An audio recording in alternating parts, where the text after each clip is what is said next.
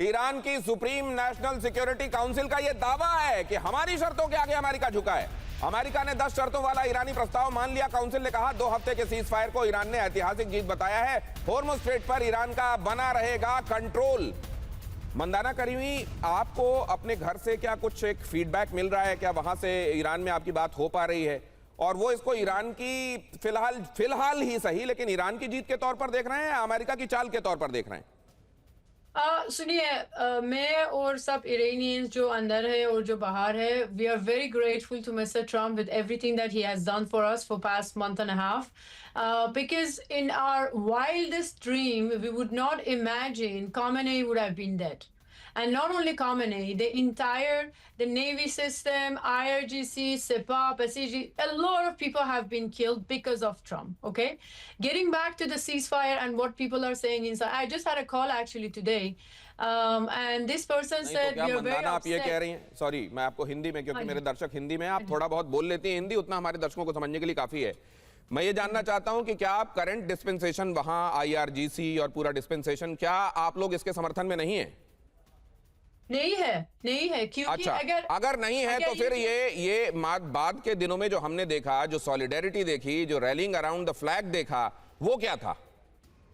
सुनिए, आप अगर इंटरनेट ब्लैकआउट करेंगे और है 92 मिलियन का बस 10% का पास इंटरनेट है और वो एक्चुअली बात कर सकती है लोगों से ईरान से बाहर से, ओके? तो that looks like a big number. तो एक बात और बताइए, एक बात मुझे ये बताइए कि क्या इस दौरान जो ट्रंप के बम गिर रहे थे, उन्होंने कहा था कि help is on the way, आपकी आजादी के लिए मदद रास्ते में है और आप अपनी आजादी के लिए तैयार रहें।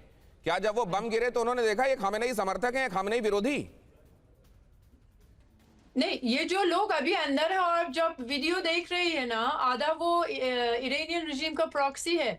जिहादीज, अराकीज, अफगान, वो सब लोग है, वो एक्चुअली इरानियन नहीं है। From everyone that you see in a video, almost 15-20 people in the video are from the proxy.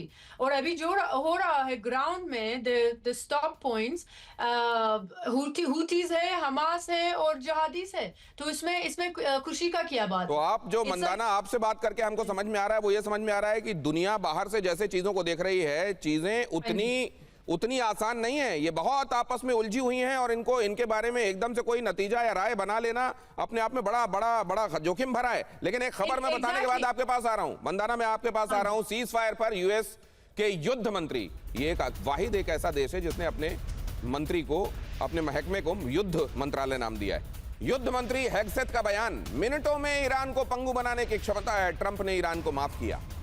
Pete Hegseth ने कहा ईरान कभी भी परमाणु संपन्न नहीं बन पाएगा।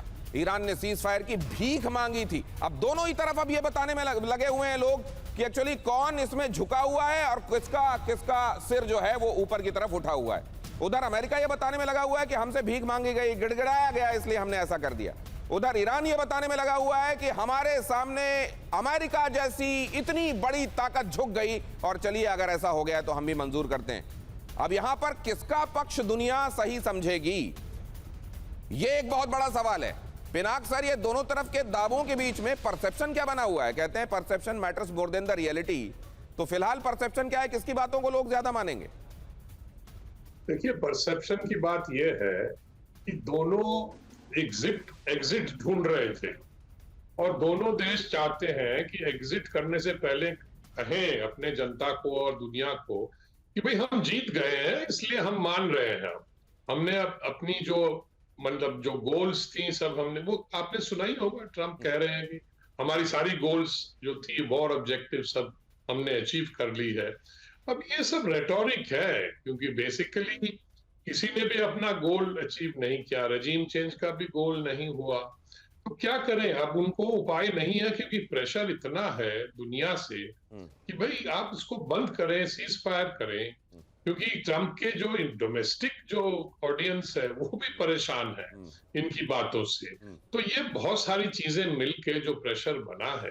तो लेकिन सर, दुनिया में बहुत सारे लोग ये कह रहे हैं कि लगता है शहबाज शरीफ के साथ जब लंच या डिनर जो भी कर रहे थे मुनीर के साथ डोनाल्ड ट्रंप, उस दौरान लगता है उन्होंने जूठा पानी पी लिया और ऑब्जेक्टिव्स अचीव हो ना हो वो ये बताने में माहिर हो गए हैं कि देखो देखो देखो देखो हम जीत गए जीत गए जीत गए। मैं आपके पास आऊंगा तो इसके बारे में भी चर्चा होगी, लेकिन ये बता दूं जरा, सीज फायर पर बेहद अहम जानकारी है। ट्रंप पर था प्रस्ताव ठुकराने का दबाव, कुछ करीबी प्रस्ताव के खिलाफ थे, रिपोर्ट ऐसा बता रही है। विटकॉफ भी प्रस्ताव के खिलाफ थे, लेकिन दबाव बना।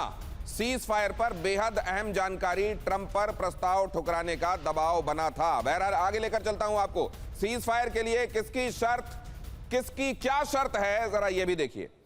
अमेरिका क्या चाहता है और उधर ईरान की तरफ से क्या कहा गया है, ये देखिए। दोनों तरफ के पॉइंट ऑफ व्यूज में आपके सामने रख रहा हूं। परमाणु क्षमता का खात्मा होना चाहिए, कभी बम ना बनाने पाए, यह होना चाहिए। ईरान चाह रहा है सैन्य हमले स्थायी रूप से बंद हो और कभी अब आगे हमला ना हो। इधर क्या कहा जा रहा है, नो यूरेनियम एनरिचमेंट, अब संवर्धित यूरेनियम मत रखिए अपने, हाँ बम मत बनाइए। इधर होर्मुज पर नियंत्रण पूरी तरह बरकरार रहेगा, होर्मुज को हम ऐसे खुला छोड़ेंगे नहीं जैसा आप चाह रहे हैं। न्यूक्लियर साइट्स एकदम बंद होनी चाहिए।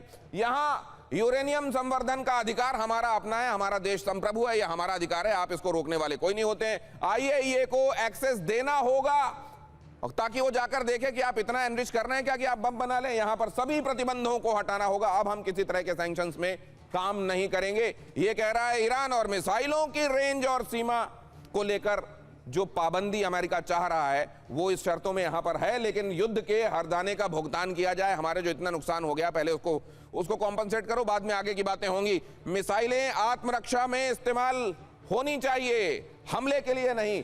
तीसरे देशों पर लगे बैन भी हटाना होगा। हमारी वजह से जो दूसरों पर बैन लगाया हुआ है आपने, उसको भी हटाना होगा। प्रॉक्सी गुटों का समर्थन नहीं करना, हमास, हूती, हिजबुल्लाह, इनसे बाज आओ। अब इधर यूएनएससी के सभी प्रस्तावों की समाप्ति होनी होगी, तभी हम आगे के बारे में बात करेंगे। प्रॉक्सी गुटों की फंडिंग पर रोक लगनी चाहिए। इधर कहा जा रहा है आईएईए के प्रस्तावों का अंत होना चाहिए और उनके बहाने हमारे देश में जो जासूस चले आते हैं अब वो बहुत हो गया, अब नहीं होना चाहिए। होर्मुज से नाकाबंदी हटाना और इधर कहा जा रहा है अमेरिकी सेना की वापसी होनी चाहिए। ये दोनों तरफ से जो कितनी बातें मानी जाएंगी, सवाल यह है, और कितने दिनों तक ये टिका रहेगा शांति जो फिलहाल दिखाई दे रही है। अमेरिकी नागरिकों की रिहाई, इधर से देखिए जरा, लेबनान, इराक, यमन मोर्चे पर युद्ध विराम होना चाहिए। लेबनान में अभी भी बमबारी हो रही है, हमने आपको बताया। अब अगर ऐसा है तो ईरान के पास तो एक मुद्दा है कि आपने वो कहा वो किया नहीं, लेबनान पर पहले हमले रोकिए। अब यहां देखिए क्षेत्रीय शांति बनाए रखी जाए और यहां कहा जा रहा है लेबनान, इराक, यमन मोर्चे पर युद्ध विराम होना चाहिए। अब सवाल यह है कि अगर इस तरह की शर्तें दोनों तरफ से हैं तो कोई ऐसा बिंदु है जहां पर जाकर दोनों मिल सकते हैं, या फिलहाल तो ये रोक दिया गया है, लेकिन दोनों तरफ के जो खर्रे जो पर्चे वो लेकर खड़े हुए हैं, कहीं पर कोई साझा बिंदु दिखाई नहीं दे रहा है। ईरान से सीज फायर में लेबनान शामिल नहीं, अगली खबर। सीज फायर के बाद नेतन्याहू के ऐलान से हड़कंप, लेबनान में ऑपरेशन जारी रखेगा इजराइल। लेबनान पर हमले के बाद संकट में सीज फायर, हिजबुल्लाह के खिलाफ कार्रवाई पर समझौता लागू नहीं। अब जरा ये खबर भी देखिए, ईरान ने अमेरिकी राष्ट्रपति का मजाक उड़ाया। अमेरिकी हमलों के बाद ईरान की जीत दिखाई, अमेरिका सहयोगी देशों में हाहाकार दिखाया, ईरानी हमले के बाद अरब में अंधेरा दिखाया गया। ये दिखाया गया। देखिए इस तरीके से मीम बनाकर न सिर्फ ट्रंप का मजाक उड़ाया जा रहा है, बल्कि मिडिल ईस्ट का जबरदस्त मजाक उड़ाया जा रहा है।